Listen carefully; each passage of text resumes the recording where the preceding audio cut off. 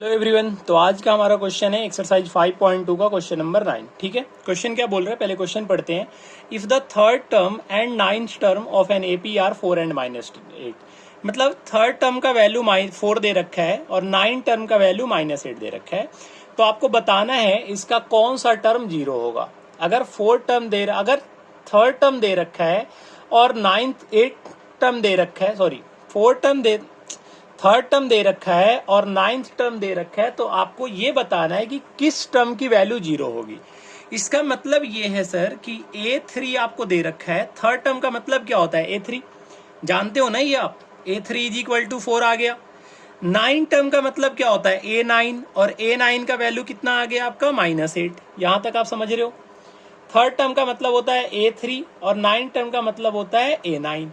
A9 का value -8 है, A3 का वैल्यू 4 है। जब भी ऐसे क्वेश्चन है 7 और 8 नंबर क्वेश्चन है, मैंने आपको समझाया था कि इसमें करना है क्या, आपको 2 इक्वेशन बनाने हैं। पहले इक्वेशन बनाओ, क्यों? क्योंकि कुछ भी पूछे, देख बेटा, सबसे पहले ना आप A और D की वैल्यू निकालना सीखो। A और D का वैल्यू निकाल लोगे तो कुछ भी पूछे आप आसानी से आंसर सॉल्व कर सकते हो। A3 को जानते हो आप, A+2D लिख सकते हैं, मैं बहुत बार बता चुका हूं आपको। A+2D का वैल्यू 4 आ गया, और A9 को आप A+8D लिख सकते हो, और A+8D का वैल्यू -8 आ गया। बेटा देखो ध्यान से, अगर आप इन 2 इक्वेशन आपका हो गया, इक्वेशन फर्स्ट और इक्वेशन सेकंड, ठीक है। अब ये दोनों इक्वेशन को हम क्या करेंगे, या तो ऐड करके या तो सब्ट्रैक्ट करके हम वैल्यू निकाल सकते हैं A और D का, क्योंकि ऐसे ही हम लिनियर टू वेरिएबल में करते हैं।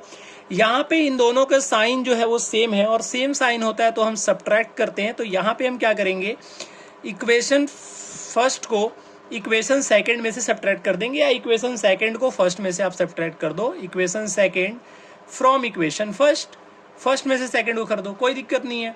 फर्स्ट को आप ऊपर लिख लो, जिससे आप करना है A+2D = कितना आ गया 4, और यहाँ पे लिखोगे A+8D का वैल्यू कितना आ गया -8। जब आप इन्हें सब्ट्रैक्ट करोगे, आपको पता है साइन चेंज होता है, क्यों होता है ये भी आपको पता चल जाएगा। वीडियो में लेके आऊंगा, वहां से देख लेना, आपको पता चल जाएगा। A कट गया।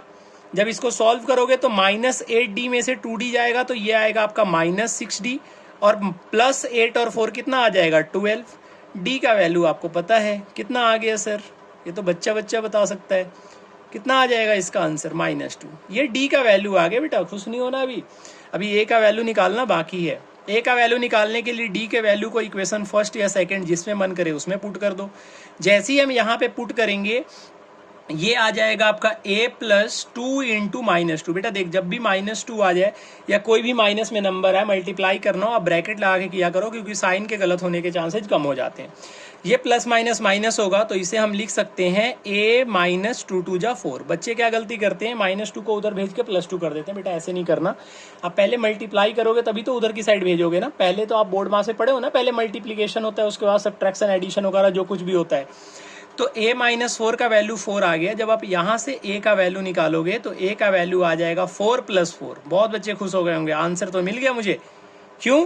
क्योंकि 0 पूछ रहा था, A का वैल्यू 0 आ गया। सर थोड़ा सा पेशेंस रखो, -4 उधर जाएगा तो +4 होगा, और 4 + 4 कितना होता है बेटा 8। तो A का वैल्यू कितना आ गया 8, D का वैल्यू कितना आ गया -2। पूछ रहा है कौन सा टर्म 0 होगा, मतलब आपको टर्म निकालना है, N निकालना है। अच्छा, कौन से टर्म 0 होगा, इसका मतलब आपको an का वैल्यू 0 दे रखा है। समझ गए आप? an का फॉर्मूला क्या होता है आप जानते हो, a + n-1 × d। इसका वैल्यू ऑलरेडी 0 दे रखा है। जब आप a की जगह पे a का वैल्यू पुट करोगे तो 8 आ जाएगा, प्लस ये आपका हो जाएगा n-1। समझ रहे हो ना आप लोग? कहीं पे दिक्कत है तो पीछे रिमाइंड करके बेटा देख लेना। D का वैल्यू कितना आ जाएगा -2 = 0। जब इसको सॉल्व करोगे कितना आ जाएगा, ये 8। अब देखो ब्रैकेट खोलना, ये बहुत इंपॉर्टेंट है, यहाँ पे गलती मत करना। ये प्लस माइनस आपका मल्टीप्लीकेशन में है, तो आप प्लस माइनस ये -2 हो जाएगा, तो आप इसको ऐसे भी लिख सकते हो 8 - 2 × n-1, ताकि गलत होने के चांसेस खत्म हो जाए। जब इसको आप सॉल्व करोगे तो अब तो गलत होगा ही नहीं, अब तो आप सीख चुके हो कि कैसे करना है माइनस वाले को। तो ये -2n हो जाएगा, और बाकी बच्चों की तरह तो आप हो नहीं कि माइनस से सिर्फ एक को मल्टीप्लाई करके छोड़ दोगे, दोनों को मल्टीप्लाई करोगे। तो -2 में -1 से मल्टीप्लाई हो तो क्या हो जाएगा, ये +2 = 0। जब इसको सॉल्व करोगे 8 + 2 कितना होता है 10, तो ये हो जाएगा -2n = ये 10 दूसरी साइड जाएगा तो -10 हो जाएगा, और आप जानते हो माइनस माइनस डिवाइड मल्टीप्लाई में तो कैंसिल हो जाएंगे, n का वैल्यू हो जाएगा 10/2, कितना आ गया 5। आप चाहो तो चेक भी कर सकते हो, कोई दिक्कत नहीं है, चेक करके बता दूं, n का वैल्यू ऐसे 5 आंसर हो गया, फिफ्थ टर्म जो होगा वो 0 होगा, ये तो आंसर हो गया।